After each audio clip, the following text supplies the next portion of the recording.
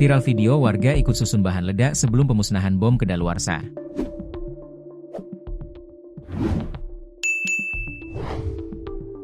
Beredar satu video yang memperlihatkan sejumlah warga sedang mempersiapkan lokasi sebelum proses pemusnahan bahan peledak kedaluarsa di Cibalong, Garut. Bahkan, video sejumlah warga ikut membantu anggota TNI melakukan persiapan itu beredar dan viral di media sosial. Belakangan diketahui jika warga yang ada dalam video viral tersebut bernama Rustiawan. Tak sendiri, Rustiawan bersama sejumlah rekannya ikut membantu persiapan pemusnahan. Diketahui, sebanyak 13 orang tewas dalam tragedi pemusnahan bahan peledak kedaluarsa di Desa Sagara, Kecamatan Cibalong, Kabupaten Garut, Jawa Barat, pada Senin, 12 Mei 2025, sekitar pukul 9.30 waktu Indonesia Barat. Video berdurasi 44 detik tersebut direkam saat pekerja yang tengah fokus menyiapkan amunisi sebelum dimusnahkan. Terlihat seorang pria dengan posisi paling depan yang diketahui merupakan Rustiawan, satu korban ledakan. Rustiawan terlihat memegangi dan memeriksa objek yang tampak seperti amunisi atau proyektil.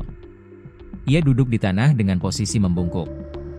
Dia mengenakan pakaian lengan panjang bermotif loreng abu-abu. Tribunjabar.id mengkonfirmasi kebenaran video tersebut kepada aparatur Desa Sagara yakni Doni David. Ia membenarkan bahwa video tersebut merupakan proses persiapan sebelum pemusnahan amunisi yang berlangsung Senin, 12 Mei 2025. Masyarakat memang dilibatkan dalam proses itu, bukan hanya menggali lubang, tapi dari mulai memilah hingga menyusun, ujar Doni kepada Tribunjabar.id, Selasa, 13 Mei 2025. Ia menuturkan, sejumlah warga selama ini memang dipercaya untuk membantu TNI dalam setiap proses pemusnahan.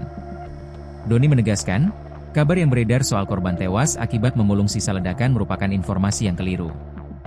Dia menyebut selama ini warga memang dipercaya oleh TNI untuk membantu proses pemusnahan.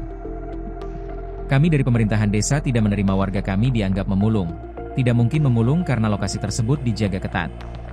Apalagi saat kejadian kan anggota TNI juga jadi korban, ungkap dia.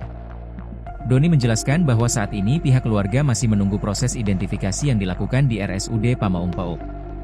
Rencananya 9 korban sipil akan disemayamkan hari ini di rumah duka. Kami turut berduka cita atas kejadian ini, semoga amal ibadah pada korban diterima di sisi Allah, ungkapnya.